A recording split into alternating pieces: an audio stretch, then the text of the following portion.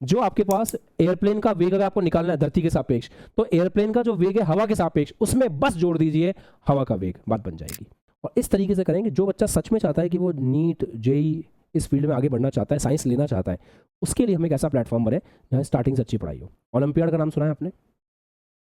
अब अपन चाहते हैं कि हिंदी माध्यम के बच्चे ओलंपियाड के अंदर भी सेलेक्ट हो, अच्छे नंबर लेकर के आए। वेलोसिटी ऑफ विंड, तो इनका रिजल्टेंट जो आएगा वैसे आएगा, इन दोनों को जोड़ने पे आएगा वेलोसिटी ऑफ एयरप्लेन, वो इस डायरेक्शन में आनी चाहिए। तो velocity of airplane with respect to ground जब इस डायरेक्शन में आएगी तो ये बी से सी के रास्ते पे जाएगा। क्या ये जीरो शिफ्ट जैसा नहीं है? हाँ जी बच्चों, वॉइस एकदम क्लियर आ रहा है, दिखाई एकदम साफ दे रहा है? Just raise your hands, everything is fine. चलिए बढ़िया, स्टार्ट करें। आज हम रिलेटिव मोशन को एक स्टेप और आगे लेके जाएंगे। उम्मीद करता हूँ आपने रिलेटिव मोशन के बहुत अच्छे अच्छे सवाल लगा लिए होंगे। फिर भी कुछ जगह हो सकता है कि आपको मेरी ज़रूरत महसूस हो, 3 जगह आपको मेरी ज़रूरत महसूस हो सकती है, वैसे होनी नहीं चाहिए, फिर भी हो सकती है। एक तो जब हवाई जहाज़ हवा में उड़ रहा होगा और हवा इधर उधर से आ रही होगी, ऐसे कोई सवाल आपने देखे होंगे, वहाँ हो सकता है आपको मेरी ज़रूरत महसूस हो। दूसरा, छाता कैसे पकड़ें कि बारिश से ना भीगे, इस तरह के सवालों में हो सकता है मेरी ज़रूरत महसूस हो रही हो। तीसरा, वेलोसिटी ऑफ अप्रोच, कि 2 पास में कैसे आ रहे हैं, दूर कैसे आ रहे हैं, इस पे हो सकता है कि आपको मेरी ज़रूरत महसूस हो। तो एडवांस लेवल के ऊपर चीज़ों को हम थोड़ा सा आगे बढ़ा रहे हैं। आज हम बहुत अच्छे अच्छे सवाल करेंगे, बहुत अच्छे अच्छे कंसेप्ट को रिवाइज करेंगे। तो मज़ा आएगा आपको आज की क्लास में। बस अलर्ट रहिएगा और अटेंटिव रहिएगा, अपने आप को इन्वॉल्व रखिएगा पूरी तरह से, ताकि अच्छे अच्छे सवालों से अच्छे अच्छे कंसेप्ट सीखने को मिले। इसके बाद हम लोग हमारे नए चैप्टर को शुरू करेंगे। कोई बात नहीं, we are taking time but we are investing time in a good thing. हम अच्छी जगह टाइम इन्वेस्ट कर रहे हैं, हमें हमारे रैंक में, हमें हमारे सिलेक्शन में ये चीज़ दिखाई देगी। हेडिंग लगाएं, हवा की समस्या। हवा की समस्या।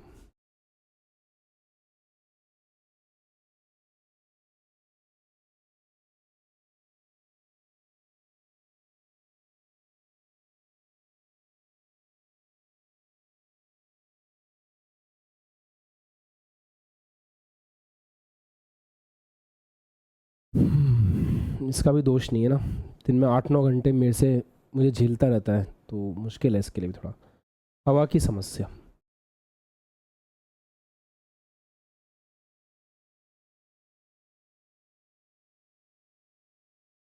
Wind problem.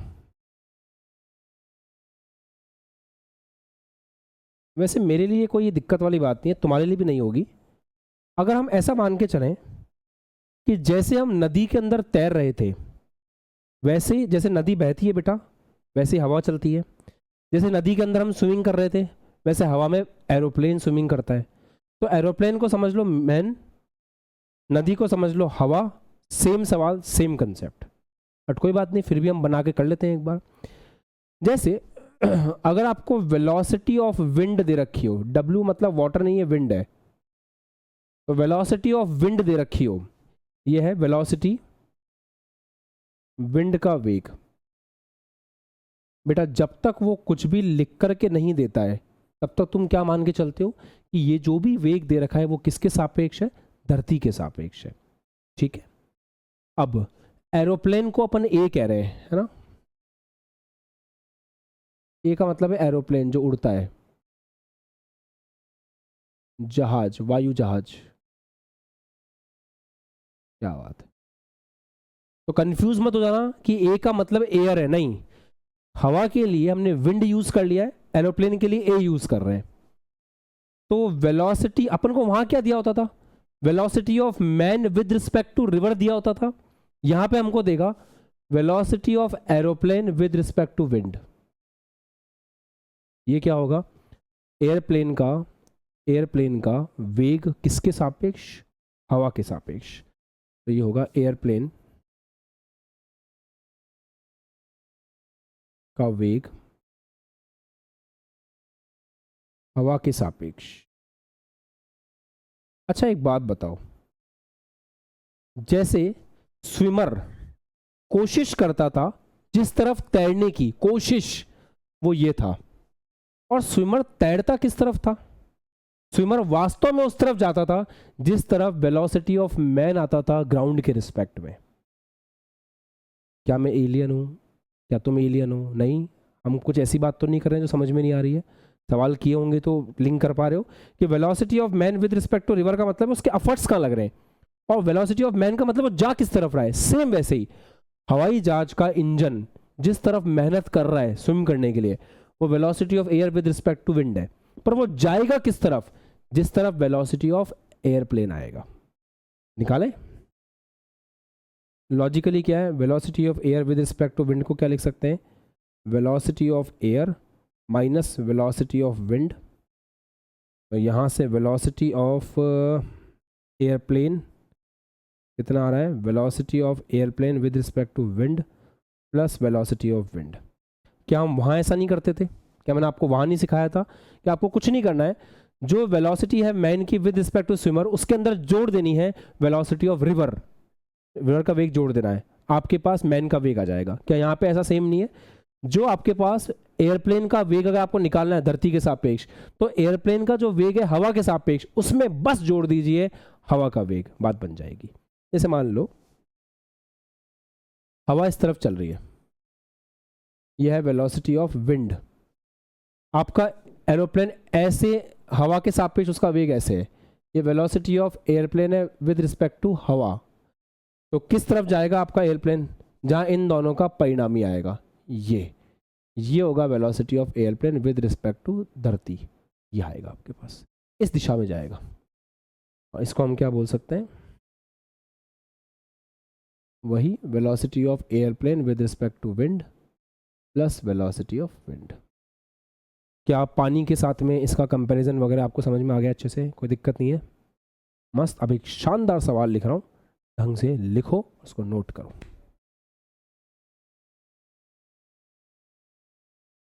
शानदार सवाल तो नहीं बोलूंगा बट हाँ ठीक ठाक सवाल है। 4 शहर ABCD वर्ग के 4 कोनों पर स्थित है।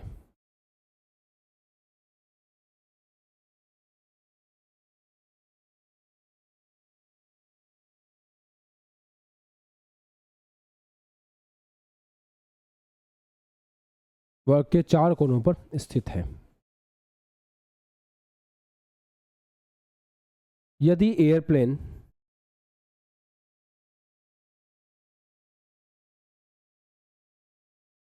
को A से B, B से C, C से D चित्रानुसार दिखाए गए रास्ते पर जाना है,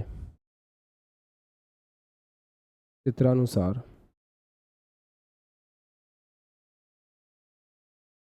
दिखाए गए रास्ते पर जाना है, चित्रानुसार दिखाए गए रास्ते पर जाना है, तो धरती के सापेक्ष जाना है तो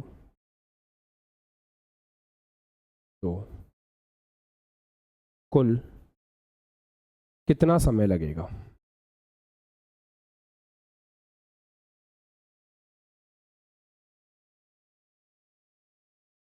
हवा की दिशा, हवा का वेग चित्र में दिखाया गया है।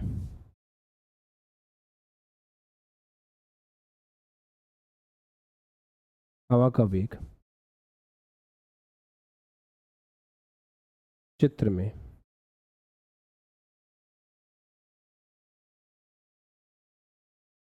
दिखाया गया है, साथ साथ लिख लें कोई दिक्कत नहीं है। ये ऐसे 4 शहर है, ये पॉइंट A है, ये एक शहर है सिटी A, ठीक है, ये दूसरा शहर है सिटी B, ऐसे तीसरा शहर है, ये है सिटी C, ये चौथा शहर है, ये है D। हवा जो जा रही है वो कहाँ से कहाँ जा रही है, हवा ऐसे जा रही है, और हवा का जो वेग है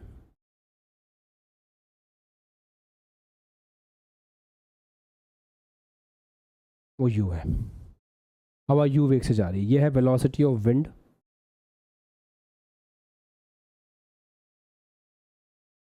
u। अब आपको समय बताना है, इस सवाल को आराम से देखो फिर अपन करते हैं।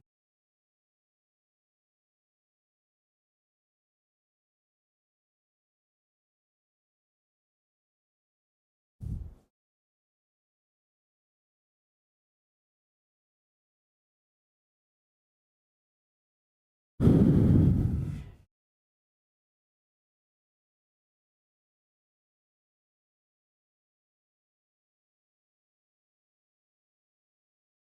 है दोस्तों, शुरू करें, करना शुरू करें। सबका ध्यान बोर्ड पे, इधर उधर की फालतू बकवास बिल्कुल बंद, सब इधर ध्यान देंगे। सवाल समझ में आया? एक सिटी ए है, एक सिटी बी है, एक सिटी सी है, एक सिटी डी है। एरोप्लेन चला रहा है एक बंदा, पायलट। पायलट को ये आदेश है कि उसको इस रास्ते पे जाना है, ए से बी ऐसे जाना है, बी से सी ऐसे जाना है, सी से डी ऐसे जाना है, और फिर डी से ए ऐसे जाना है। इस रास्ते से भटकना नहीं चाहिए। देखो, जैसे हमारे यहाँ पे धरती पे ट्रैफिक होता है ना, वैसे ही एयर स्पेस में भी ट्रैफिक होता है। अगर एक प्लेन ऐसे आ रहा है और उसके पायलट का मन किया कि नहीं आज मैं उस तरफ के बादल देखूंगा, और वो अगर ऐसे शिफ्ट हो गया और यूं गया, तो एक एरोप्लेन इधर से आ रहा होगा और उन दोनों के बीच में हो जाएगी टक्कर, और हवा में एम्बुलेंस नहीं आती, तो अगर टक्कर हुई तो सब मरेंगे। तो इसलिए एयर डिफेंस या एयर का जो सिस्टम होता है वो इतना क्रिस्प होता है, इतना पावरफुल होता है कि अगर प्लेन को ऐसे जाना है ना तो उसको ऐसे ही जाना है। इसलिए आधे से ज़्यादा प्लेन ऑटो पायलट पे चलते हैं। आपको पता है पायलट का काम ज़्यादा नहीं होता, टेक ऑफ किया, लैंडिंग किया, बीच में अधिकतर टाइम जो प्लेन चलता है वो ऑटो पायलट पे चलता है, वो खुद अपने हिसाब से चलता है। जैसे गाड़ी में होता है ना ऑटो पायलट, छोड़ दो अपने आप चलेगी, बिल्कुल वैसे। ठीक है, तो मान लेते हैं हमारे यहाँ पे ऑटो पायलट काम नहीं कर रहा है। अब हमारे पायलट को डिसाइड करना है कि उसको कैसे चलना है, पर एक कंडीशन है, तो इसी रास्ते पे चलना है। शुरू करें। सबसे पहले एक उसकी यात्रा के 4 हिस्से करते हैं। पहले ए से बी तक सोचते हैं, थोड़ा बड़ा बड़ा करके कर रहे हैं अपन। ए से बी तक सोचते हैं। मान लो एल लंबाई है, ठीक है, सारी एल है। अच्छा, इस रास्ते पे चलने के लिए जो एयरप्लेन है, हवाई जहाज है, उसका कौन सी वेलोसिटी इस तरफ आनी चाहिए? क्या वी ए डब्ल्यू इस तरफ आना चाहिए, या वी डब्ल्यू इस तरफ आना चाहिए, या वी ए इस तरफ आना चाहिए? सोचते हैं। अगर sir velocity of airplane with respect to wind इस तरफ हुई, तो वेलोसिटी ऑफ विंड भी इस तरफ ही है, कोई दिक्कत नहीं है।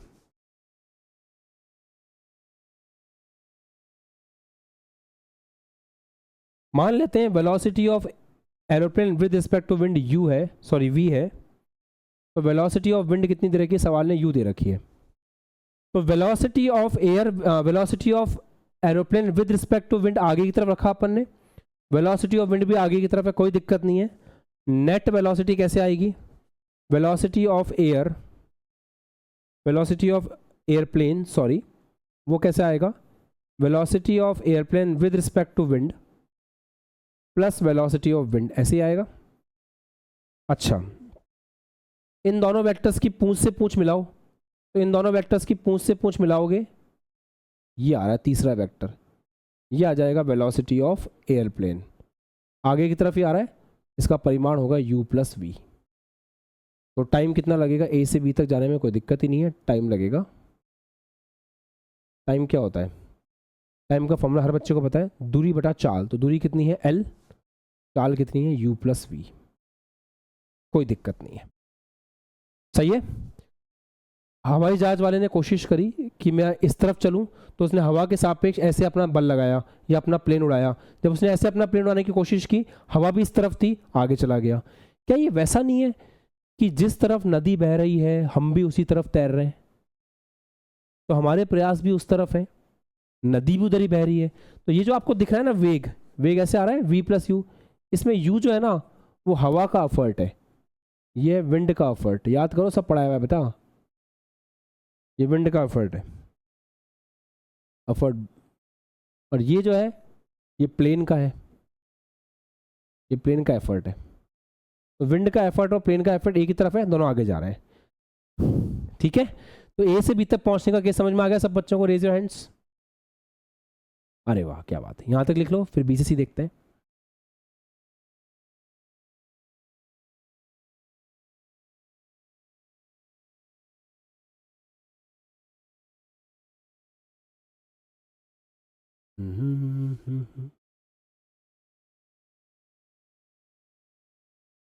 ए से बी का केस हो गया ना।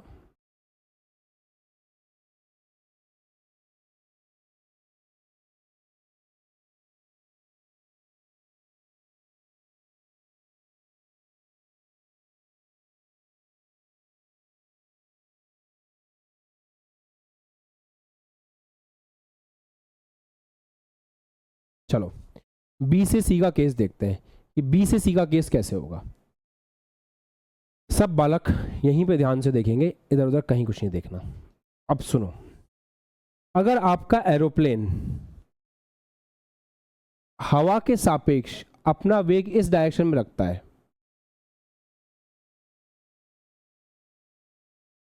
तो velocity of aeroplane with respect to wind, अगर ऐसा हुआ ऐसे, तो क्या आपको लगता है कि एरोप्लेन इस रास्ते पे जाएगा? वेलोसिटी ऑफ, जैसे मैन आदमी जिस तरफ एफर्ट्स करता है, क्या नदी में उसी तरफ जाता है? पढ़ा था अपन ने। होता क्या है, वेलोसिटी ऑफ एरोप्लेन का फॉर्मूला है velocity of aeroplane with respect to wind plus velocity of wind. इसमें वेलोसिटी ऑफ विंड ऐड करो, तो इसमें वेलोसिटी ऑफ विंड आगे की तरफ है, उसको ऐड करना पड़ेगा। ये आएगा वेलोसिटी ऑफ एरोप्लेन, और आपका एरोप्लेन इस रास्ते पे जाएगा। तो अगर एरोप्लेन चलाने वाले ने अपनी स्पीड को बी से सी की तरफ सेट कर दिया हवा के सापेक्ष, तो वो जाएगा वास्तव में ऐसे, जैसे पानी में अपन ऐसे जाने की कोशिश करते पर बहते उधर है। याद आ गया सबको? तो अगर ये चाहता है कि ये गड़बड़ ना हो, तो उसको क्या करना पड़ेगा, उसको बी और सी के बीच में ये कोशिश करनी पड़ेगी कि वो ऐसे तैरने की कोशिश करे, मतलब वो ऐसे तैरे। ये हो velocity of airplane with respect to wind. और इसके अंदर जुड़े कौन, वेलोसिटी ऑफ विंड। तो इनका रिजल्टेंट जो आएगा वो ऐसे आएगा, इन दोनों को जोड़ने पे आएगा वेलोसिटी ऑफ एयरप्लेन, वो इस डायरेक्शन में आनी चाहिए। तो velocity of airplane with respect to ground जब इस डायरेक्शन में आएगी, तो ये बी से सी के रास्ते पे जाएगा। क्या ये जीरो शिफ्ट जैसा नहीं है? नदी में तैरते हैं तो क्या ये जीरो शिफ्ट जैसा नहीं है? आज उस बच्चे को बहुत मजा आएगा जिस बच्चे ने सही समय का सदुपयोग किया है, सवालों की प्रैक्टिस की है। ठीक है, अच्छा, बहुत बढ़िया। ये तो 90 डिग्री बन रहा है, हम तो जानते हैं इसके बारे में सब कुछ। ये अपने को दे रखा है, मान लेते हैं ये v है, ये सवाल ने इसकी value value value value value value इसकी वैल्यू v है, इसकी वैल्यू u है। तो ट्राइंगल से कितना हुआ ये va कितना होगा, वैल्यू वाइज कितना होगा va? क्या इसकी वैल्यू कोई बच्चा बता सकता है कितनी होगी? बता सकते हैं सर? कर्ण का स्क्वायर माइनस आधार का square, v square minus u square. तो टाइम कितना लगेगा b से c तक जाने में? स्पीड कितनी है l, सॉरी दूरी कितनी है l तय करनी है, किस स्पीड से करना है? Under root v square minus u square से करना है। इतना टाइम लगेगा b से c तक जाने में। ये बिल्कुल नदी वाले केस डिस्कस हो रहे हैं और कुछ नहीं बेटा, केवल नदी वाला केस डिस्कस हो रहा है, दैट्स इट। अगर नदी वाला केस अच्छे से पढ़ाए तो इस तरह के सवाल में कोई दिक्कत आ ही नहीं सकती। डन है? चलो अब एक काम करें, बी से सी चलें, अगले पेज पे चलें।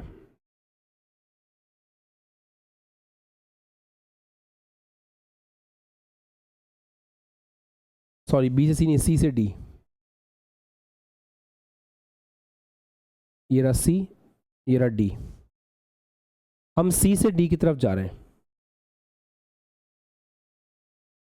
मान लेते हैं एरोप्लेन भाई साहब ने प्लेन उड़ाया ऐसे, velocity of aeroplane with respect to wind ऐसे है। वेलोसिटी ऑफ विंड किस तरफ है? वेलोसिटी ऑफ विंड आगे की तरफ है। इन दोनों को जोड़ेंगे तो नेट किस तरफ आएगा? आगे की तरफ आएगा। ये आ जाएगा वेलोसिटी ऑफ एयरप्लेन। तो velocity of airplane value wise कितना आएगा? अगर ये v है, अगर ये u है, तो velocity of airplane value wise कितना आएगा?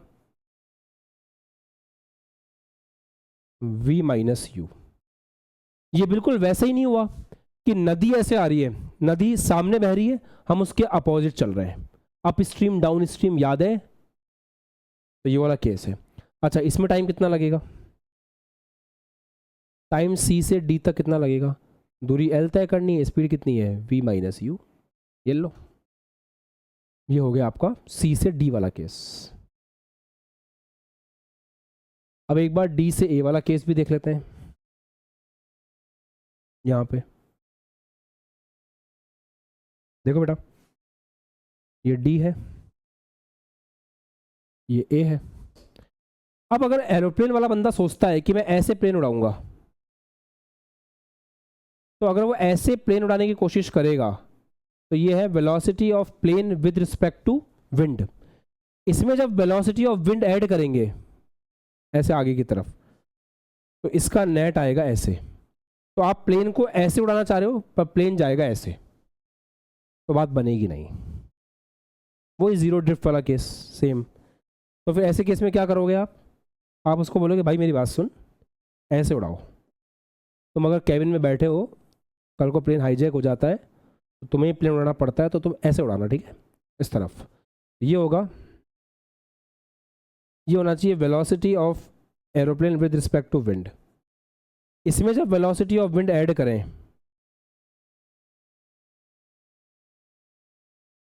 तो वेलोसिटी ऑफ एयरप्लेन आगे की तरफ आना चाहिए ऐसे।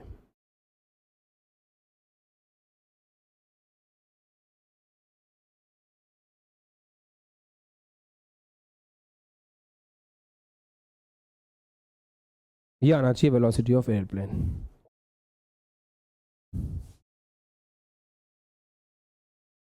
ऐसे आना चाहिए, तो सही पहुंच जाएगा, है ना। कोई बड़ी बात नहीं है सर, निकाल लेंगे। ये 90 डिग्री है, तो अगर ये u है, ये v है, तो वही v square minus you square. तो वेलोसिटी ऑफ एयरप्लेन की वैल्यू कितनी आ रही है, अंडर रूट वही v square minus you square. कोई बड़ी बात नहीं है। तो टाइम कितना लगेगा डी से ए तक जाने में? दूरी तय करनी है एल, स्पीड कितनी है वही same, under root V square minus you square. अच्छा, अब टोटल टाइम पूछेंगे तो, टोटल टाइम पूछेंगे तो T A B plus T B C plus T C D plus T D A, है ना, सही है ना। दो टाइम तो सेम ही आ रहे हैं, डबल हो जाएंगे। ये आ जाएगा L upon V plus U, plus ये हो जाएगा 2l upon under root V square minus you square, फिर एक हो जाएगा L upon V minus U. ऐसे कैलकुलेट कर सकते हैं। तो क्या इस सवाल में कुछ बहुत बड़ी बात थी? मेरे हिसाब से तो नहीं थी, सवाल आसान था, बट हाँ कंसेप्चुअल सवाल था, पुरानी चीज़ें आती हैं तो कर पाएंगे। नितिन, ठीक है बेटा, खुश हैं सब? अब थोड़ा एडवांस लेवल का सवाल करते हैं, है ना। इस सवाल को चाहें तो बच्चे छोड़ भी सकते हैं, जो नीट वाले बच्चे हैं, मेंस वाले बच्चे हैं, प्योर मेंस वाले, हमें तो एनआईटी में जाना है, हमें तो आईआईटी चाहिए ही नहीं, छोड़ सकते हो, कोई दिक्कत नहीं है ना। और छोड़ोगे हो नहीं तुम, पता है मुझे, तो चलो करते हैं, ट्राई करना। आईआईटी छोड़ देंगे, पर आईआईटी का सवाल नहीं छोड़ेंगे सर, यही स्पिरिट काम आती है। एक मिनट में सवाल मेरे फ़ोन में है, रुको। तुम लोग छापो, तब तक कुछ छापना है तुम्हें तो।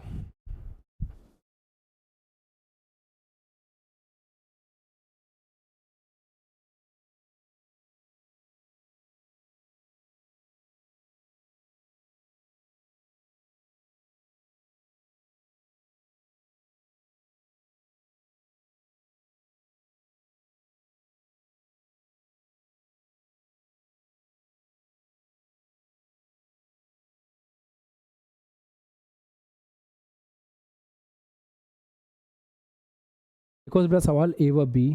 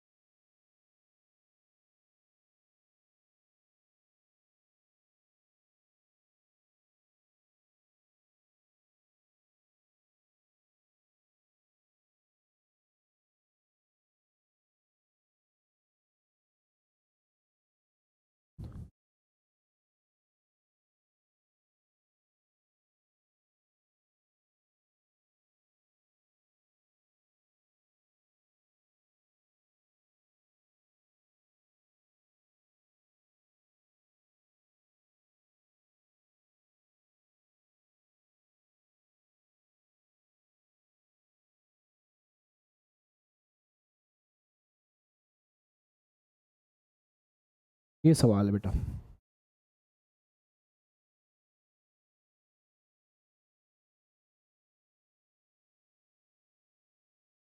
चलो करो, ट्राई करो, देखते हैं होगा नहीं होगा।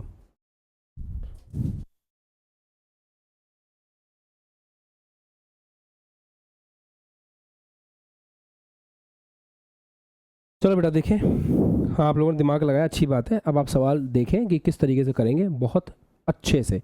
सब लोग चाहें तो लिखना बंद कर सकते हैं और सारा दिमाग यहाँ लगाएंगे।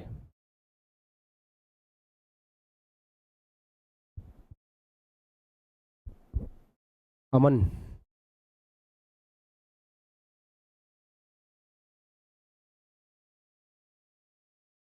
हाँ अमन, अनम्यूट करो।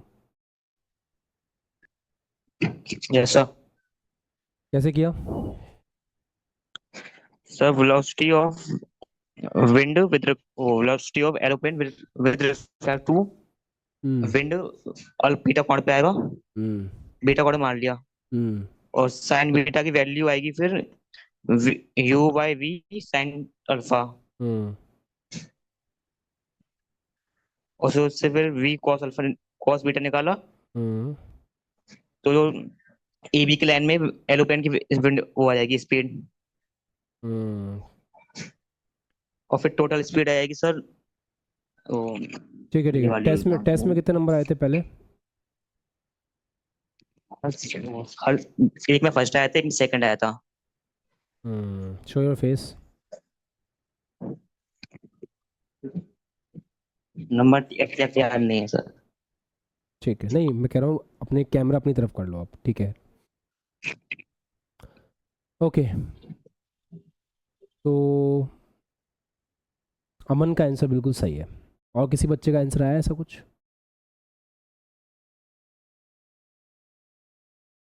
चलिए शांति से सुनते हैं, शांति से देखते हैं। Just a minute.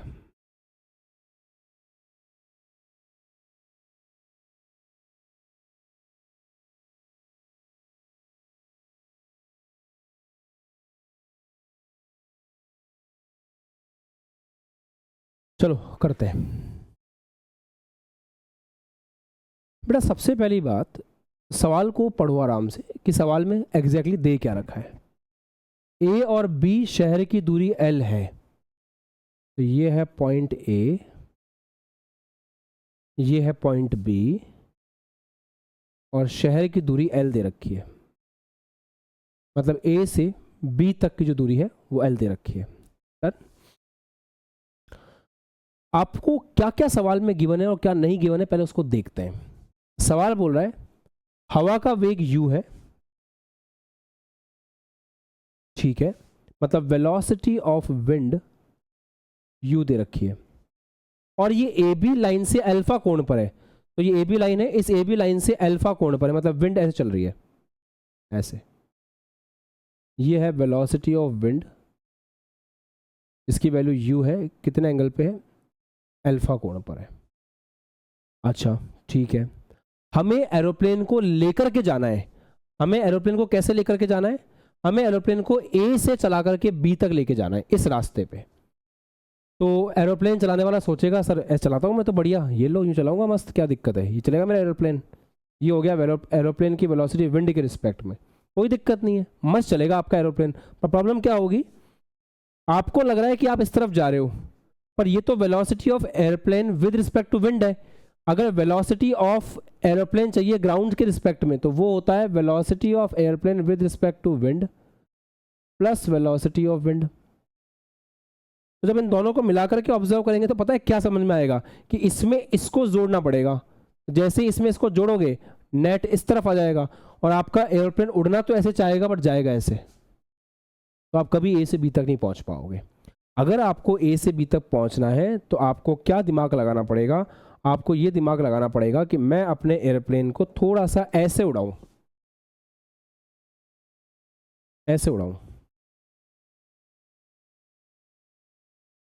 ताकि उसमें जब ये स्पीड ऐड हो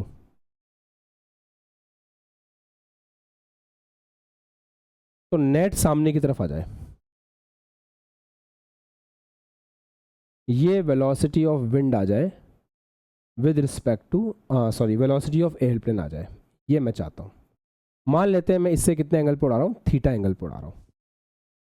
तो एक तो मेरे को ये थीटा एंगल की जरूरत पड़ेगी, इसके बारे में कुछ कर नहीं पाऊंगा, तो मैं इस थीटा एंगल के बारे में सोचता हूँ। एक मिनट आप रुको, पॉज दो, थोड़ा सा लिखना बंद करो, समझो। इसका वेलोसिटी मान लेते हैं v है, ये वाली वेलोसिटी मान लेते हैं u है। u क्या मानेंगे, दे रखा है सवाल में, मानेंगे क्या? अब ऐसे सवालों को कैसे करते हैं सर, कोई तरीका बताओ ना।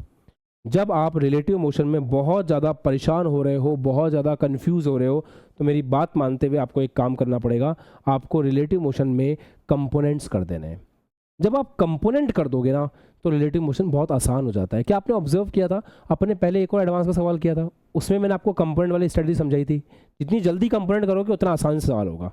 देखें, अगर हम कंपोनेंट करें तो ये v है, इस v का कंपोनेंट कैसे होंगे, मैं केवल यहाँ पे कंपोनेंट बना रहा हूँ और कुछ भी नहीं। फिर भी तुम चाहते हो तो मैं थोड़ा और कॉम्प्लिकेट कर सकता हूँ। ये v है, ये एंगल थीटा है, चलो करो कंपोनेंट। इस v का इस तरफ कंपोनेंट क्या आएगा, v cos थीटा। इस v का इधर कंपोनेंट क्या आएगा, v sin थीटा। ये अपन ने इस v के कंपोनेंट कर दिए। अब इस vw के भी कंपोनेंट कर दो। vw कितना है, u है, तो u कितने एंगल पे है, ऐसे अल्फा एंगल पे, तो इसका भी कंपोनेंट करो। इसका इस तरफ कंपोनेंट आएगा u cos अल्फा, और इसका ऐसे अपोजिट कंपोनेंट आएगा u sin अल्फा। तुम्हें अपने प्लेन को कैसे उड़ाना है मुझे ये बताओ, तुम्हें अपना प्लेन कैसे उड़ाना है? तुम चाहते हो कि तुम्हारा प्लेन ऐसे आगे की तरफ जाए, ऐसे जाए। तो अगर तुम चाहते हो कि तुम्हारा प्लेन आगे की तरफ जाए तो आगे वाले कंपोनेंट ऐड होने चाहिए और ये वाले कंपोनेंट कैंसिल हो जाने चाहिए, ताकि ऊपर नीचे कोई बचे ही नहीं, तो प्लेन बिल्कुल सीधा जाएगा। सही है, तो अपन को क्या करना पड़ेगा, u sin अल्फा को बराबर करना पड़ेगा v sin थीटा के। तो यहां से sin थीटा कितना आ जाएगा, u sin alpha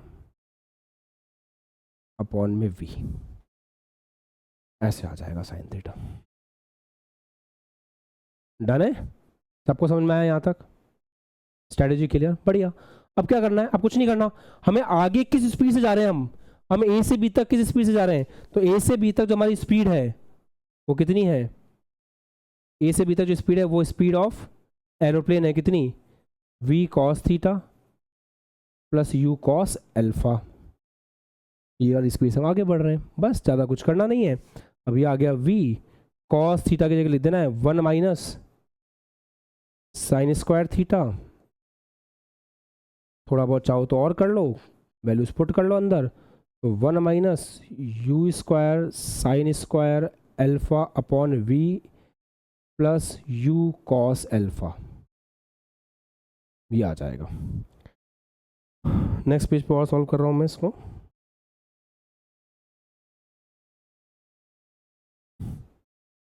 next page पे इसको और सॉल्व कर रहे हैं।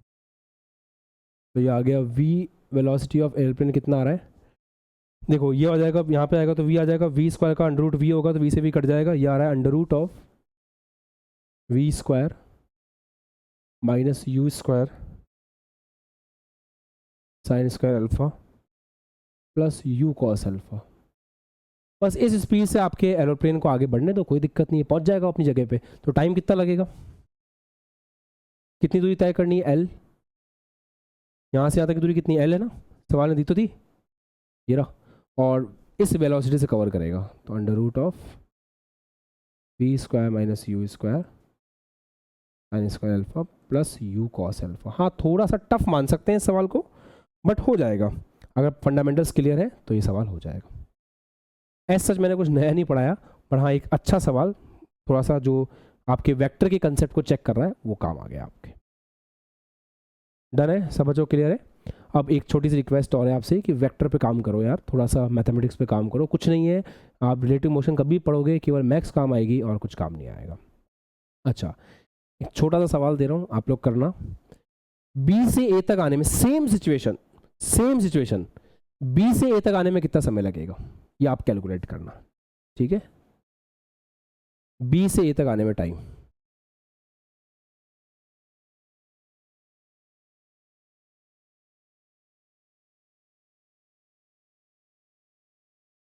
ये आपका होमवर्क है, इसको आप करना। चलो फटाफट कॉपी कर लो। अमन मैंने एक पर्सनल चैट पे सवाल भेजा है आपको, उसका जवाब दे दो।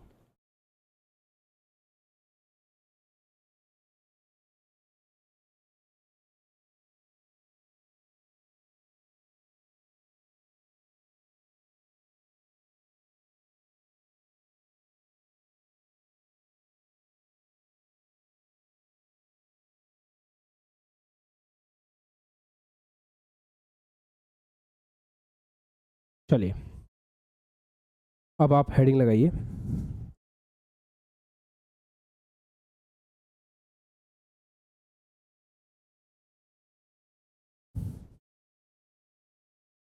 Rain problem.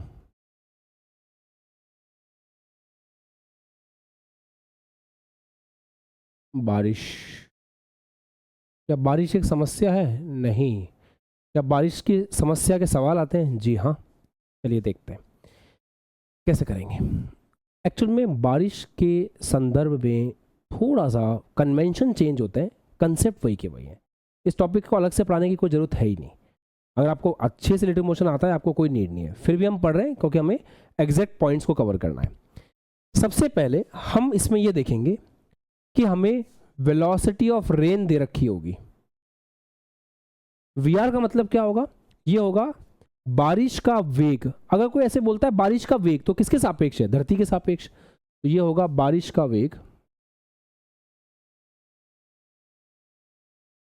ये होगा बारिश का वेग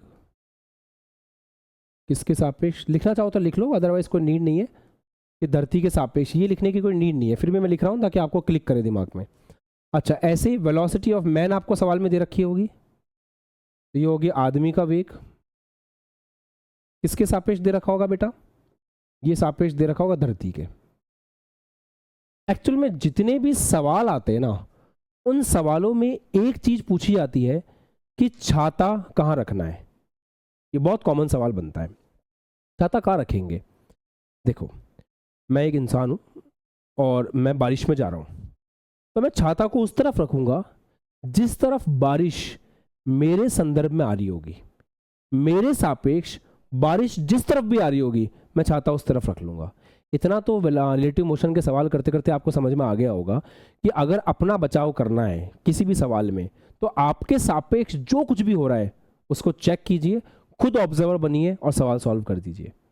मुझे बुलेट किस स्पीड से आती हुई दिखाई देगी, मैं ऑब्जर्वर बनूंगा, बुलेट की स्पीड देखूंगा, मेरे सापेक्ष सब कुछ हो जाएगा। क्या हमने सारे सवाल ऐसे बनाए थे। सिमिलरली अगर छाते से खुद का बचाव करना है तो आपके ऊपर आ कौन रहा है, बारिश, तो बारिश का वेग निकालिए खुद के सापेक्ष, बात बन जाएगी। तो इस पूरे टॉपिक में हम लोग इंटरेस्टेड रहेंगे velocity of rain with respect to man के लिए।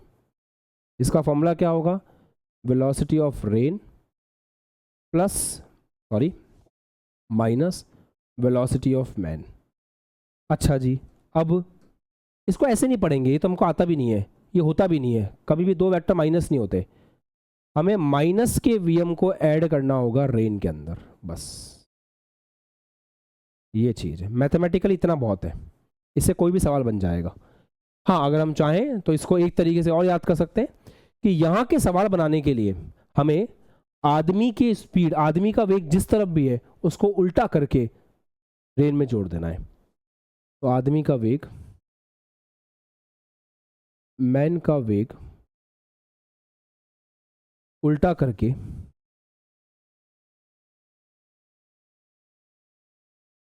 रेन में जोड़ देना है।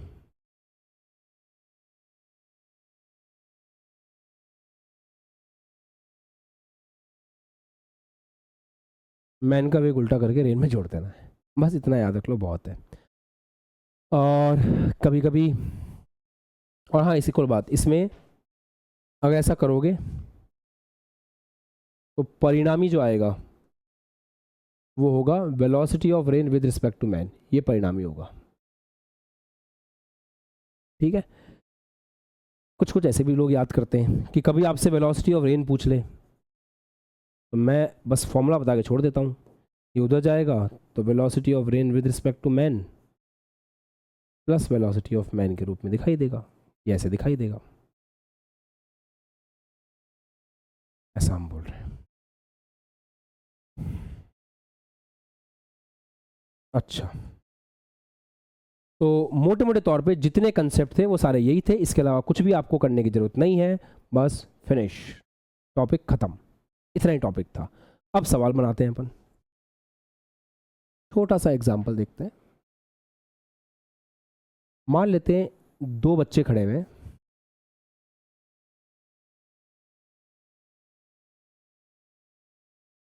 एक बच्चा खड़ा ही है, मतलब कहीं नहीं जा रहा, ये खड़ा है अपनी जगह पे, और एक बच्चा है जो आगे भाग रहा है।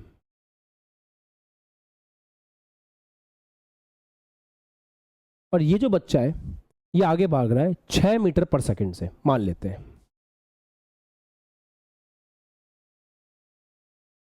सवाल में दे रखा है कि बारिश ऊपर से गिर रही है,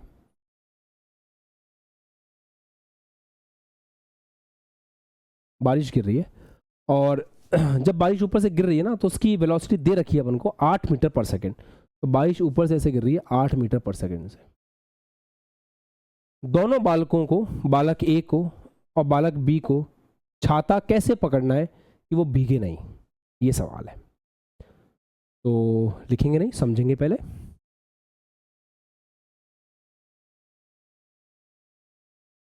देखो बेटा, करना क्या होगा, बालक ए की बात करते हैं। बालक ए के लिए तो दिक्कत ही नहीं है, बालक ए खड़ा हुआ है, खड़े खड़े देख रहा है, उसको रेन ऐसी आती हुई प्रतीत होगी जैसे रेन आ रही है। तो इसके लिए तो जो रेन है उसकी स्पीड होगी 8 मीटर पर सेकंड। तो बालक ए को तो लोड है ही नहीं, वो छाता खोलेगा, ऐसे पकड़ लेगा, बच जाएगा, कोई प्रॉब्लम नहीं है। बालक बी के लिए दिक्कत है, बालक बी का जो वेग है, वेलोसिटी ऑफ मैन, वो है 8 मीटर पर सेकंड आगे की तरफ, सॉरी 6 मीटर पर सेकंड आगे की तरफ। वेलोसिटी ऑफ रेन जो है वो ऐसे है, ये है वेलोसिटी ऑफ रेन, कितनी, 8 मीटर पर सेकंड। अब ये वाले भाई साहब, बालक बी छाता ऐसे पकड़ेगा जिस तरफ उसको बारिश आती हुई प्रतीत हो रही है।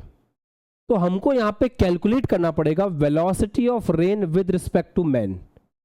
और velocity of rain with respect to man कैसे कैलकुलेट होगा, रेन की वेलोसिटी में मैन की वेलोसिटी को उल्टा करके जोड़ दो,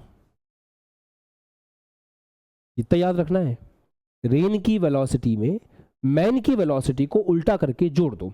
तो मैन की वेलोसिटी आगे की तरफ है 6, इसको उल्टा करो, उल्टा करोगे तो ऐसे आ गया, ये हो गया minus of velocity of man, कितना, 6।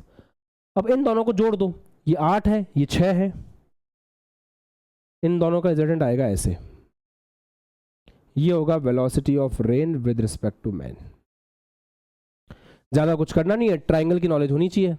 अगर ये 8 है, अगर ये 6 है, तो अंडर रूट 8 का स्क्वायर प्लस अंडर रूट 6 का स्क्वायर, ये आ जाएगा अंडर रूट 100 का स्क्वायर, कितना आ जाएगा 10। मतलब आपका जो ये प्यारा सा बच्चा है, इस बच्चे को ऐसे ऐसे आता हुआ प्रतीत होगा, कितनी वेलोसिटी से, 10 मीटर पर सेकंड की वेलोसिटी से। यार एक काम करते हैं, इस चीज़ को थोड़ा सा फील करने की कोशिश करते हैं कि क्या सच में होता है क्या। आप बारिश आ रही है, आपके साथ ऐसा हुआ है कि बचपन में, सब लोग मेरी तरफ देखो और फील करने की कोशिश करो, क्या ऐसा हुआ है कि आप बारिश में खड़े हुए हो, आपको ऐसा फील हो रहा है कि बारिश तो बहुत ही कम आ रही है, कोई दिक्कत नहीं है, चल लेता हूँ। आपने साइकिल उठाई, आपने बाइक उठाई, चलना शुरू कर दिया। जब तक खड़े हुए थे बारिश कम लग रही थी, जैसे चलना शुरू किया बारिश तेज हो गई। ऐसा बहुत बच्चों के साथ होता है। इसलिए होता है क्योंकि जब आप खड़े हुए थे तो आपको रिलेटिव फील होगा, velocity of rain with respect to you ऊपर से थी, कम थी।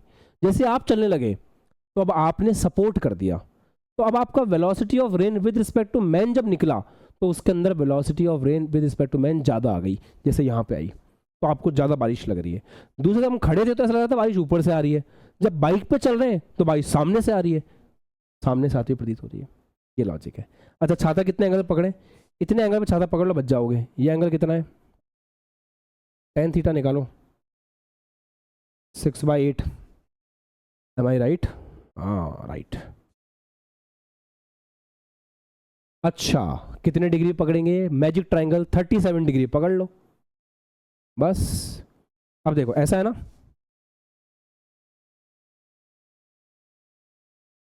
ये आपका है 37 डिग्री, तो छाते को 37 डिग्री पे पकड़ लो, कोई दिक्कत नहीं होगी, कोई प्रॉब्लम नहीं होगी, बात बन जाएगी। कैसे, जैसे ये है, इसमें बारिश ऐसे आ रही है। अब मैं आपको फाइनल डायग्राम बना रहा हूँ, यहाँ पे ध्यान से देखना, फाइनल डायग्राम बना रहा हूँ। बारिश ऐसे आ रही है, बारिश ऐसे आ रही है 37 डिग्री पे। अब ये एंगल भी 37 ही होगा, एकांतर कोण बन रहा है ना, Z बन रहा है, तो ये एंगल भी 37 होगा। तो छाते को ऐसे 37 पे रख लो, यूं। तो इन भाई साहब को छाता कैसे रखना है बचने के लिए, इनको छाता ऐसे रखना है हॉरिजॉन्टल से 37 पे। बाकी ये 37 है तो ये भी 37 होगा ना भाई, ये तो बोल रहा हूँ, ये भी 37 होगा, तो उसको छाता ऐसे रखना है। और velocity of rain with respect to man कितनी है, वैल्यू में 10 मीटर पर सेकेंड। तो बस ऐसा हो गया। अच्छा, आप इसको लैंग्वेज में भी लिख सकते हो। अगर वेक्टर की फॉर्म में लिखना हो तो 10 मीटर पर second at 37 degree from vertical, vertical मतलब ऊर्ध्वाधर, ऊर्ध्वाधर से कितने एंगल पे, 37 डिग्री पे। इस तरह से रेन मैन प्रॉब्लम आप कोई सी भी कर सकते हो, कोई दिक्कत नहीं है।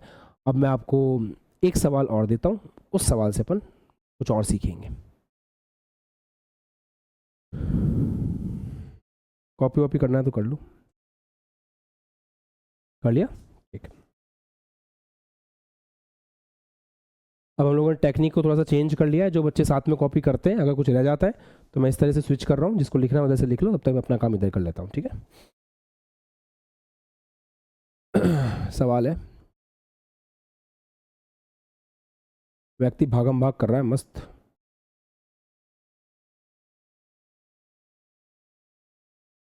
ये बच्चा है आपका,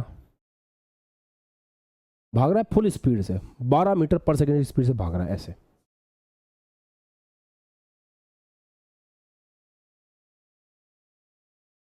ठीक है, बारिश हो रही है, उसको कोई फर्क नहीं पड़ रहा, वो तो मस्त भाग रहा है 10 मीटर 12 मीटर पर सेकेंड की स्पीड से। इस बार जो बारिश हो रही है ना, वो कैसे हो रही है देखना, बारिश हो रही है ऐसे, ऐसे बारिश हो रही है। ये वेलोसिटी ऑफ रेन है। तो जो बारिश हो रही है वो 20 मीटर पर सेकेंड से हो रही है, कितने से, 20 मीटर पर सेकेंड से। और जो बारिश हो रही है उसने ऊर्ध्वाधर से कितना एंगल बना रखा है, तो आपकी बारिश का ऊर्ध्वाधर से जो एंगल बन रहा है वो 37 डिग्री बन रहा है। अब ये बताओ कि छाता कैसे पकड़े कि बच जाए बेचारा, और बारिश किस स्पीड से पड़ रही है उसके ऊपर। जो सिखाया है उसको फॉलो करना। सवाल ऐसे हो जाएगा। आई नीड 2 मिनट्स, तो आप करो इस सवाल को अब तक। हाँ जी, हो गया, चलो देख लेते हैं।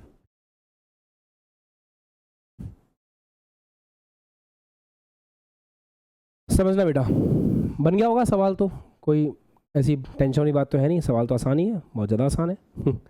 करते हैं चलो। सबसे पहले इस सवाल को कैसे करेंगे वो सोचिए। हम एक काम करते हैं, ये वेलोसिटी ऑफ रेन है, ऐसे कितना है 20 मीटर पर सेकंड। इसके दो कंपोनेंट कर देते हैं। मैंने कहा ना कंपोनेंट करोगे हमेशा जीवन में सुख रहोगे। चलो कंपोनेंट करते हैं। वी आर का इधर कंपोनेंट 20 कॉस 37 और इधर कंपोनेंट आ जाएगा 20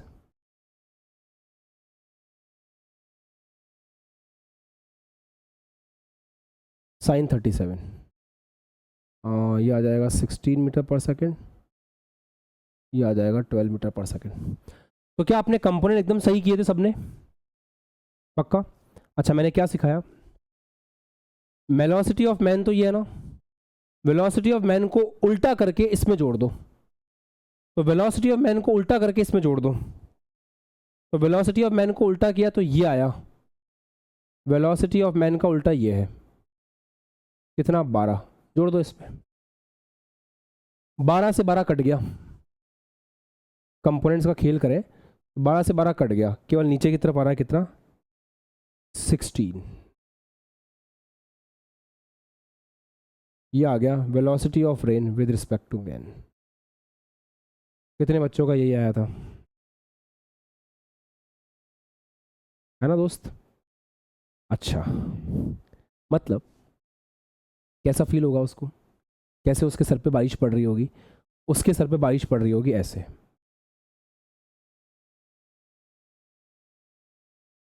कितनी स्पीड से? 16 मीटर पर सेकंड से। और उसको छाता कैसे रखना होगा, ऐसे उसको छाता रखना होगा। क्या इस बात को फील कर सकते हैं क्या? बिल्कुल फील कर सकते हैं। मैं आपको समझाता हूँ कैसे। जब बच्चा खड़ा था, चल नहीं रहा था, तो जब बच्चा चल नहीं रहा था ना, तो बारिश ऐसे आ रही थी।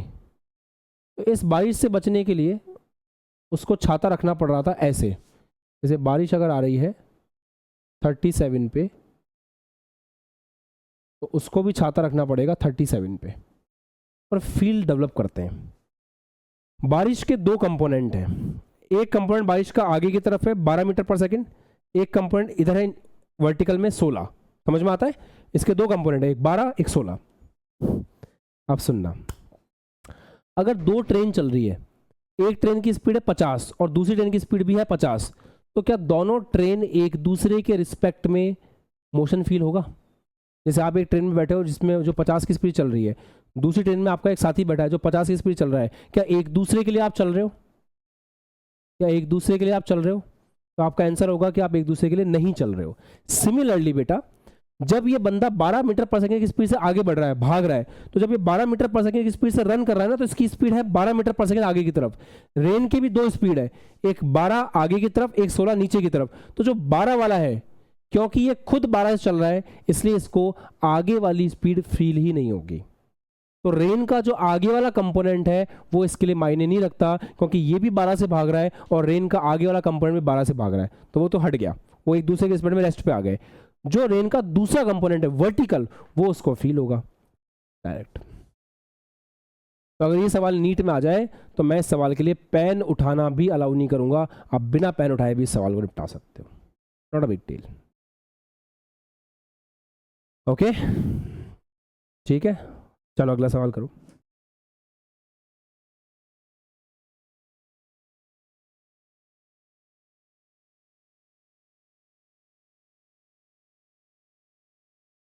केवल ट्राइंगल सॉल्व करोगे ना सही से तो भी सवाल बन जाएगा, कोई दिक्कत नहीं है।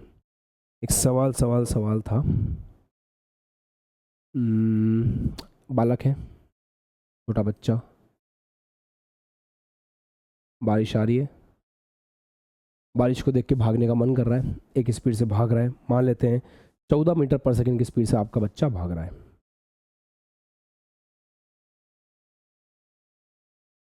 ऑब्वियस सी बात है, बारिश हो रही है, बारिश की स्पीड मान लेते हैं कि 10 मीटर पर सेकंड से बारिश हो रही है ऐसे। तो वेलोसिटी ऑफ रेन जो है 10 मीटर पर सेकंड है, और वर्टिकल से कितने एंगल पे हो रही है, 37 डिग्री के कोण पे हो रही है। मैजिक ट्रायंगल है, ऑब्वियस सी बात है। अब इस सवाल में ये पूछ रहा है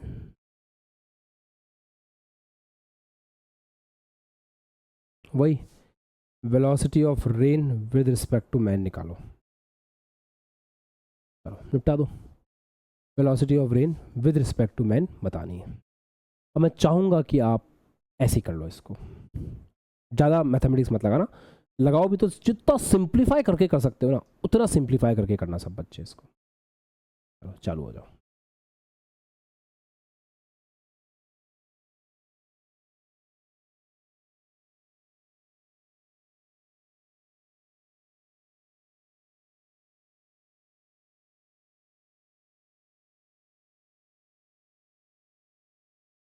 एक बार बोल के बता दो, अक्षर बहुत छोटे लग रहे हैं हम लोग को।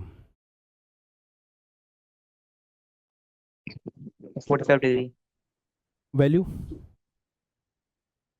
45 डिग्री। नहीं, 45 डिग्री तो ठीक है, वैल्यू कितनी आ रही है velocity of rain with respect to man की? सब 8√2। डन, ठीक है। युवांक सेम है क्या? कितनों का सेम है ये आंसर? बस हो गया खेल, चलो कर लेते हैं। अब थोड़ा मेरी अप्रोच भी देख लेना, तुम्हें थोड़ी बेहतर लगे क्या पता। ये वेलोसिटी ऑफ रेन है भाई साहब, 37 डिग्री पे गिर रही है। मैंने एक ट्रायंगल बनाया, ये 37 डिग्री पे है, तो कंपोनेंट्स करते हैं। इसका 10 वैल्यू 10 है ना, तो इधर आएगा कंपोनेंट 10 cos 37, सॉल्व करोगे ये आ जाएगा 8, 10 sin 37 ये आ जाएगा 6। चलिए अब ध्यान से देखना, वेलोसिटी ऑफ मैन को उल्टा करके ऐड करना है। तो वेलोसिटी ऑफ मैन को उल्टा करके कैसे ऐड करेंगे? 14 मीटर पर सेकंड को उल्टा करके ऐसे ऐड कर दो, तो ये इधर ऐड हो गया ऐसे,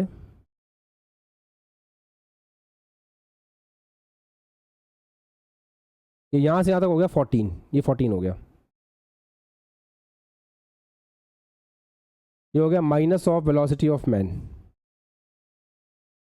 ठीक है, अब ध्यान से देखना, वैसे तो आप कर लोगे।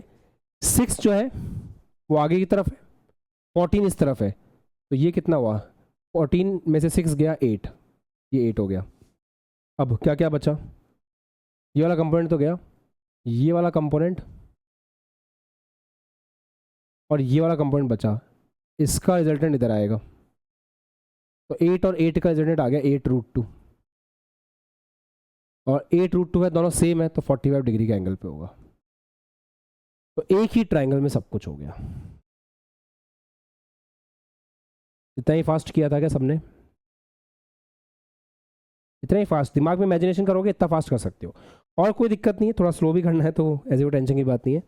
ये हो गया, देखो 2 कंपोनेंट आ रहे हैं, एक कंपोनेंट ये आ रहा है 8, एक कंपोनेंट ये आ रहा है 6। अब इसके अपोजिट इधर आया 14, 14 में से 6 गया तो 8, लास्ट में क्या बचा? नीचे की तरफ 8, इधर 8, बेसिक मैक्स तो में आती ही होगी, रिजल्टेंट ऐसे आएगा, ये एंगल 45 डिग्री होगा, वैल्यू 8√2 होगी। तो छाता कैसे पकड़ना है भाई साहब को? छाता ऐसे पकड़ना है, वर्टिकल से 45 डिग्री पे, और velocity of rain with respect to man 8√2 है। तो ऐसे आप सवाल निपटा दोगे।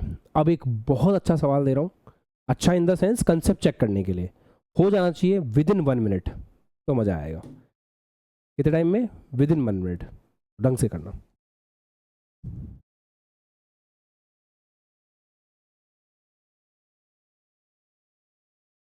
इसके बाद तुम रेन मैन प्रॉब्लम में जहाँ जाके जो सवाल करना चाहो कर सकते हो।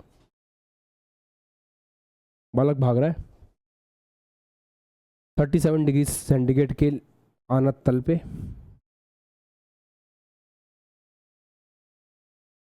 ऐसे भाग रहा है आपका बालक 5 मीटर पर सेकंड से। ये बालक की स्थिति है, आपकी रेन गिर रही है ऐसे 5 मीटर पर सेकंड से, ये वेलोसिटी ऑफ रेन है ऊर्ध्वाधर के साथ 37 डिग्री के एंगल पे।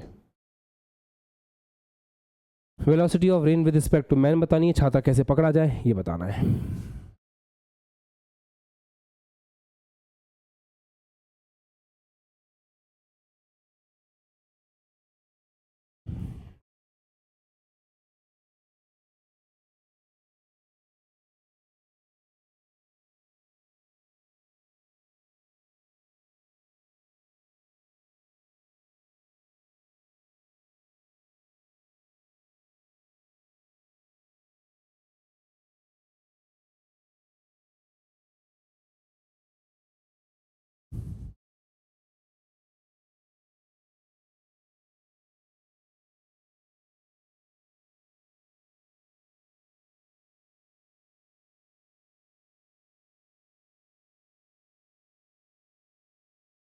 हो गया?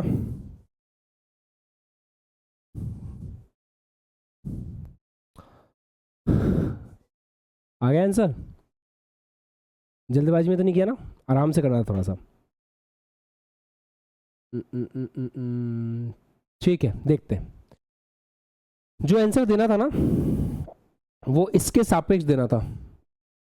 ठीक है, चलो सबसे पहले एक काम करते हैं, वेलोसिटी ऑफ रेन के घटक कर लेते हैं। तो वेलोसिटी ऑफ रेन के घटक करेंगे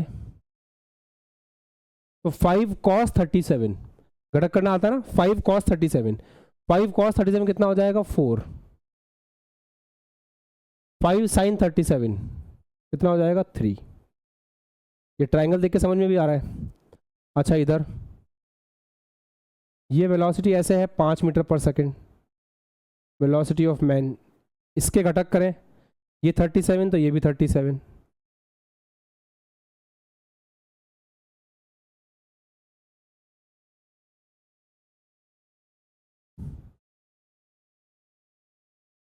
ठीक है। तो घटक करना अगर सही तरीके से घटक करोगे गलती नहीं होगी। तो 5 cos 37 ये आ जाएगा 4 और ये आपका आ जाएगा 3।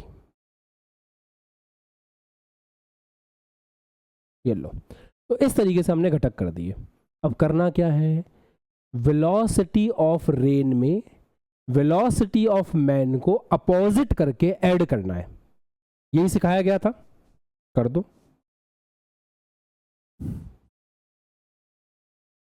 वेलोसिटी ऑफ रेन ये रहा, इस तरफ 3 मीटर पर सेकंड, वेलोसिटी ऑफ रेन ऐसे नीचे की तरफ 4 मीटर पर सेकंड,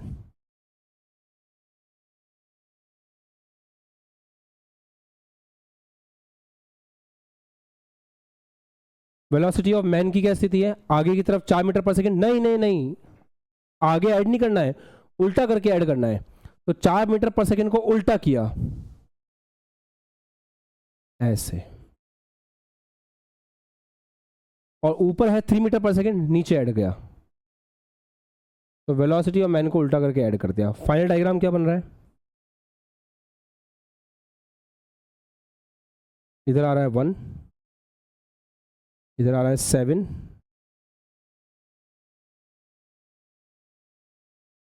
नेट आ जाएगा यहाँ पे ऐसे। ट्राइंगल से नेट तो निकाल ही लेंगे हम, कितना आ रहा है, √7 का स्क्वायर प्लस 1 का स्क्वायर, ये तो वैल्यू आ जाएगी VRM की। और एंगल चाहिए तो ये वाला एंगल के हिसाब से निकाल लेंगे कि वर्टिकल से कितना एंगल चाहिए, वर्टिकल से एंगल कितना चाहिए, तो tan थीटा 1, हाँ tan थीटा बराबर 1/7। तो कितने एंगल पे अम्ब्रेला रखना पड़ेगा, tan इनवर्स 1/7 पे अम्ब्रेला रखना पड़ेगा, दैट्स इट। तो वर्टिकल से कितने एंगल पे उसको अम्ब्रेला रखना है, इस एंगल पे रखना है।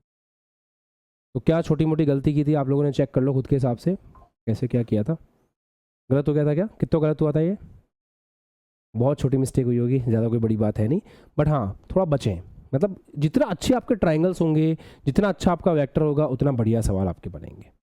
अब इसमें क्या करेगा ना, वो कुछ भी पूछ सकता है। मैंने आपको सारे चीज़ें कवर कर दी, थ्योरी इतनी सी थी, सवाल मैंने आपको करवा दिए। अब आज जाकर के रेन मैन प्रॉब्लम कर लेना, कुछ ज़्यादा नहीं पूछेगा, थोड़े बहुत सवाल घुमा फिरा के पूछेगा, केवल बढ़िया से ट्राइंगल सॉल्व करना सवाल बन जाएगा। कल हम लोग लास्ट क्लास लेंगे इस चैप्टर की, जिसमें velocity of approach, velocity of separation, पास आना और दूर आना, ये देखेंगे। इस पर भी एडवांस अच्छे सवाल पूछता है, वो कवर करेंगे और फिर ये चैप्टर खत्म हो जाएगा। फिर we will plan the next chapter. Okay, तो अब सबसे पहले तो ये बताओ कि क्या हमारी कैप्सूल बुक हमसे सही से सॉल्व हो रही है? जब तक हम पढ़ते जा रहे हैं नए कॉन्सेप्ट तो ठीक है, कि कुछ सवाल ऐसे रह जाते हैं जो कभी कभी नए कॉन्सेप्ट के बाद ही हो पाते हैं, और नए कॉन्सेप्ट करने के बाद तो सॉल्व होनी चाहिए ना। फिर तो ये एक डुएबल चीज़ बन रही है क्या, ये पूछने वाली बात है। और कितने सवाल आप लोगों ने किए हैं, कितने नहीं किए हैं, ये भी बहुत मैटर करता है। तो अब अपने आप को थोड़ा सा रूटीन में लेके आओ, सवाल करने की कोशिश करो। इस संडे तुम्हारा जो एडवांस लेवल का टेस्ट होगा, उसमें कम से कम अच्छा करना, है ना, उसमें कम से कम अच्छा करना। और एक बात बताऊं, अगर इस टेस्ट में 50% मार्क्स आए और तुमने अपने आप को चेंज नहीं किया, तो पूरे साल 50% ही आएंगे। इस टेस्ट में 10% मार्क्स आए और आपने अपने आप को चेंज नहीं किया, चेंज नहीं करने का मतलब, देखो टेस्ट को कैसे देखते हैं अपन। एडवांस का टेस्ट आपने कोई दिया, मेंस का कोई आपने टेस्ट दिया, मेंस के टेस्ट में आपके मान लो 200 मार्क्स आ रहे हैं, मतलब आप जिस तरह से पढ़ रहे हो ना, उस तरह से पढ़ने पर 200 मार्क्स आएंगे। ऐसा नहीं है कि काइनेमेटिक्स है, रिलेटिव मोशन है, न्यूटन लॉज ऑफ मोशन है, चैप्टर कोई सा भी हो, आपकी पढ़ने की अप्रोच अभी ऐसी डेवलप हुई है कि 200 नंबर तक आपके आएंगे। अगर आपके टेस्ट में 100 नंबर आ रहे हैं तो उतने ही आएंगे पूरे साल, अगर आपने अपनी अप्रोच चेंज नहीं करी तो जिसके 200 नंबर आ रहे हैं ना, उसको समझना पड़ेगा कि मैं इतना तो कर ही रहा हूँ, अब मैं और क्या एक्स्ट्रा करूँ कि अगली बार मेरे वहाँ अच्छे नंबर आए। उस एक्स्ट्रा में क्या हो सकता है, सवाल ढंग से ट्राई करना, नए नए सवालों को ट्राई करना, रिवीजन नहीं किया था तो उसको करना, टेस्ट का एनालिसिस करना, ये सब चीज़ें उसके अंदर इन्वॉल्व है। आपको सॉल्यूशन मिल गया था रिलेटिव मोशन के टेस्ट का, क्या किया आप लोगों ने? उस सॉल्यूशन को देखने के बाद काफ़ी सारी मिस्टेक समझ में आई होंगी कि हम किस तरह की मिस्टेक्स कर रहे थे पेपर के अंदर, तो उससे बचो, है ना। नेक्स्ट पॉइंट, अब आपका वापस टेस्ट है संडे को, ढंग से करना है। अभी आपका जो भी सिलेबस हुआ है उस लेवल का एडवांस का टेस्ट होगा। 1-2 दिन में आपका नया चैप्टर शुरू हो जाएगा फिजिक्स के अंदर, केमिस्ट्री में आपका अगली बार से कल से नया चैप्टर शुरू हो जाएगा। तो अपने आप को अलाइन करो सब्जेक्ट के साथ, प्रैक्टिस करो सवालों की। और अब हम एक काम और कर रहे हैं, कल से आपको कैप्सूल बुक के अलावा भी डीपीपी मिलेगी एक्स्ट्रा कुछ क्वेश्चंस की, अटल बैच के बच्चों के लिए। आशा वालों को इधर उधर नहीं भागना, अभी केवल कैप्सूल बुक पे पूरा फोकस करो, जो शीट्स अपलोडेड है उस पर फोकस करो। एक थोड़ी सी एक्स्ट्रा शीट हम और देंगे, वो अटल बैच के बच्चों को करनी है, ताकि तुम्हारे पास टाइम ज़्यादा है तो तुम उसको अच्छे से यूज़ कर सको। राइट है, चलो पढ़ो यार, इतना ही बोलूँगा, मस्त रहो, मेहनत करो एंड लगे रहो, पढ़ते रहो, ठीक है। चलो बाय बाय। और हाँ, एक और बात, तुम में से कितनों के भाई बहन छोटे 10th में, 9th 10th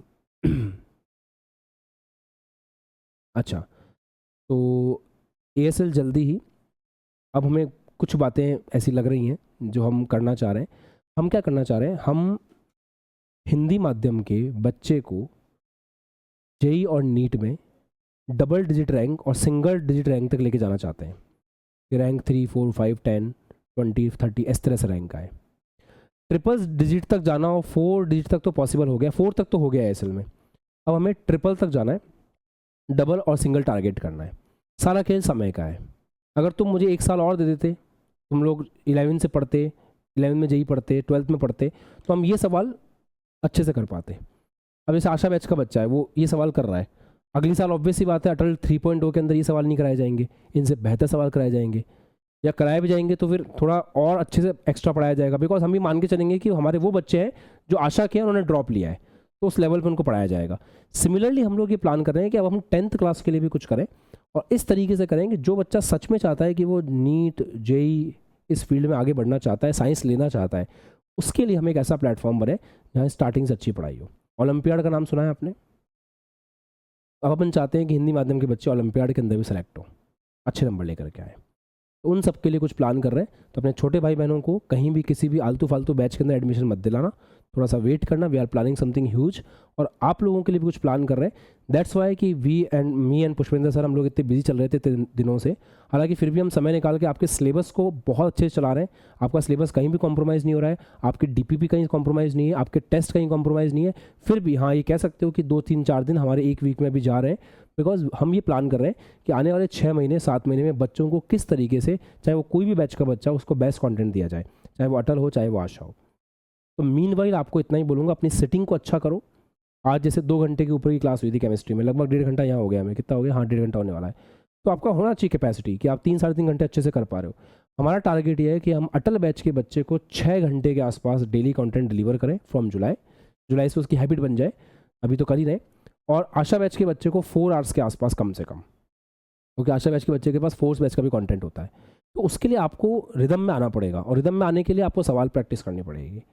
ट्रस्ट मी, आप लोगों ने जिस भरोसे के साथ में हम लोगों को चुना है, हम उसमें अगर आप एक्स एक्सपेक्ट कर रहे हो तो हम एक्स प्लस करके देना चाहते हैं। एट द सेम टाइम मैं जो एक्सपेक्ट कर रहा हूँ वो मुझे मिलना चाहिए। मैं एक्सपेक्ट कर रहा हूँ आप सवाल प्रैक्टिस कर रहे हो, मैं एक्सपेक्ट कर रहा हूँ कि आप रजिस्टर भर रहे हो, आपके रफ वर्क बहुत अच्छे से ज़्यादा हो रहा है, मैं एक्सपेक्ट कर रहा हूँ कि आप मेहनत कर रहे हो। कोई बात नहीं, सवाल बनने नहीं बने मुझे उससे फ़र्क नहीं पड़ता, डोंट वरी, आप बस करते रहो, लगे रहो। 15 करो, 15 में से 10 बनेंगे। अगली बार काइनेमेटिक्स का टेस्ट अनाउंस हुआ, फिर से करो, जो 5 नहीं हुए थे हो सकता है उसमें से 1 आध बन जाए। ऐसे लगे रहो, मेहनत करते रहो, बाकी हमारी तरफ से कमी नहीं आएगी। हम ऐसा कंटेंट डिलीवर कर रहे हैं कि अगर तुमने मेहनत करी तुम आराम से बहुत अच्छा रैंक लेके आओगे, बहुत अच्छा रैंक लेके आओगे। और जेई मेन की चिंता छोड़ दो, जेई मेन में तो भर भर के सिलेक्शन होंगे यहाँ से। अगर पढ़ भी लिए ना पूरे साल, कैप्सूल भी ढंग से सॉल्व कर ली, टेस्ट अच्छे से दे लिए, ईमानदारी से पढ़ करके, फर्जीवाड़ा नहीं, तो तुम जेई मेन की चिंता छोड़ दो। तुम्हारी एनआईटी सिक्योर कर दूंगा मैं फर्स्ट अटेम्प्ट के अंदर ही, और there will be a huge celebration. But मेरा टारगेट एनआईटी है ही नहीं, मेरा टारगेट आईआईटी है, तो उसके लिए थोड़ी अलग मेहनत करनी पड़ेगी।